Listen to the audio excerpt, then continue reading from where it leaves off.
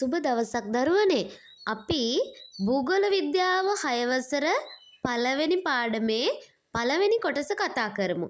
පුතේ භූගෝල විද්‍යාව කියලා කියන්නේ අපි මේ ජීවත් වෙන පෘථුවිය පිළිබඳව ඉගෙන ගන්න විද්‍යාවට. මොනවද අපි මේ පෘථුවිය ගැන ඉගෙන ගන්න යන්නේ? පෘථුවිය ජීවත් වෙන්නේ මිනිස්සු, සත්තු ඒ විතරක් නෙවෙයි. එයාලා ජීවත් වෙන පරිසරය, ස්වභාවික පරිසරය, ගස්වැල් ගැන, ඊට පස්සේ අහස ගැන, තාරකා ගැන, මෙන්න මේ කියන හැමදේම භූගෝල විද්‍යා විෂය තුල ඇතුළත් වෙලා තියෙනවා. ඔයාලට ඉගෙන ගන්න තියෙන ඉස්සෙල්ලම පිහිටීම කියන මාතෘකාව. පිහිටීමත් පුතේ ඔයාලගේ පාසලේ පිහිටීම ගැන තමයි ඉස්සෙල්ලම කතා කරන්න තියෙන්නේ භූගෝල විද්‍යාවට අනුව. කිසියම් ස්ථානයක පිහිටීම දැනගන්න තමයි අපි දැන් යන්නේ. ඒ කියන්නේ ඔයාගේ පාසල කොහෙද හරියටම පිහිටලා තියෙන්නේ කියලා.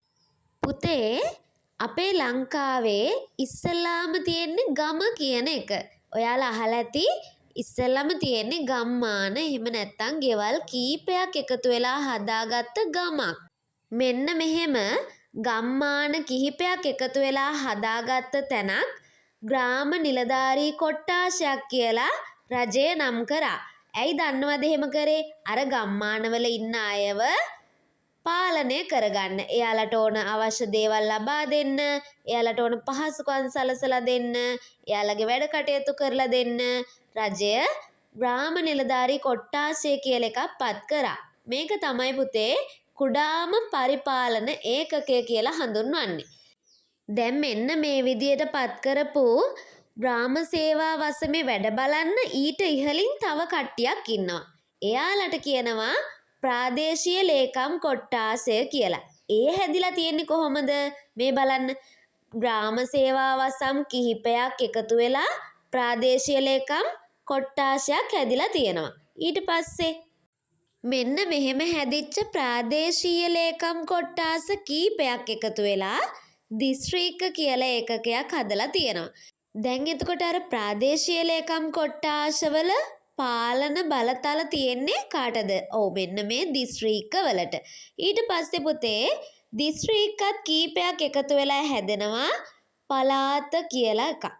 පළාත් කියන ඒකකය තමයි ලංකාවේ දැනට තියෙන විශාලම පරිපාලන ඒකකයේ විදියට අපි හඳුන්වන්නේ.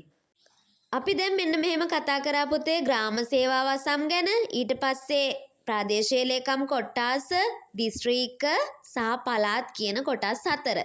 මෙන්න මේ කොටස් 4ට ඔයාලා යන පාසල අයිති වෙන්නේ කොහොමද කියලා දැන් ඔයාලට ලියන්න පුළුවන්. මේ බලන්නකෝ මෙන්න මේ chart එකේ තියෙනවා මම එක උදාහරණයක් අරන් තියෙනවා මහවනාවෙල කියන ප්‍රාථමික පාසලේ පිහිටීම තමයි අපි දැන් ලියන්න යන්නේ. ඔන්න හොඳට බලා ගන්න. මේ තියෙන පුතේ මහවනාවල කියන ගම පිහිටලා තියෙන්නේ මහවනාවෙල ග්‍රාම සේවා වසමේ. ඒ ග්‍රාම සේවා වසම අයිති වෙන්නේ ඊළඟට කොහෙටද? දෙහිඅත්ත කණ්ඩිය කියන ප්‍රාදේශීය ලේකම් කොට්ටාශයට.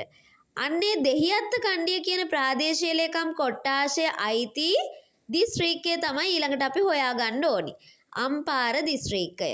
අම්පාර දිස්ත්‍රික්කය අයිති වෙලා තියෙන්නේ මොන පළාතටද කියලා බලන්න ඕන පුතේ. මේකට ඔයාලට ලංකා සිතියම ගත්තා නම් වඩාත් ලේසි. එතකොට අම්පාර දිස්ත්‍රික්කය අයිති මොන පළාතටද? නැගෙනහිර පළාතට. මෙන්න මේ උදාහරණේ බලලා ඔයාලා යන පාසලේ ගම, ඊට පස්සේ දිස්ත්‍රික්කය, ප්‍රාදේශීය ලේකම් කොට්ටාශය, පළාත වෙන වෙනම හොයාගන්න පුළුවන්.